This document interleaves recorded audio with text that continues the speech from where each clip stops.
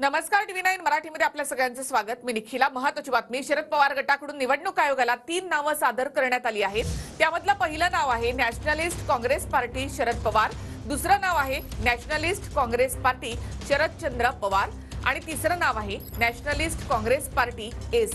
ही 3 नावं शरद पवार गटाकडून आता निवडणूक आयोगाला देण्यात आली आहेत। यातलं एक नाव जे आहे ते शरद पवार गटाला मिळणार आहे। तर शरद पवार गटाकडून आयोगाला 3 नावं सादर करण्यात आली। पुन्हा एकदा आपण पाहूयात। पहिलं नाव आहे Nationalist Congress Party Sharad Pawar, Nationalist Congress Party Sharadchandra Pawar, Nationalist Congress Party S. ही 3 नावं आयोगाकडे सादर करण्यात आली आहेत।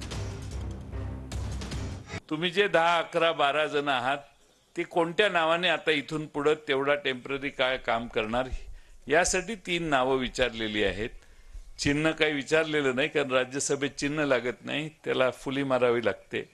आणि त्यामुळं आपल्या पवार साहेबांना साजेसं पवार साहेबांच्या कडून येणारं नाव जे काही आपल्या पक्षाचं राहील ते आपल्याला मिळेल आणि आपण त्या नावाने इथून पुढे घराघरापर्यंत पोहोचण्याचं काम केलं पाहिजे।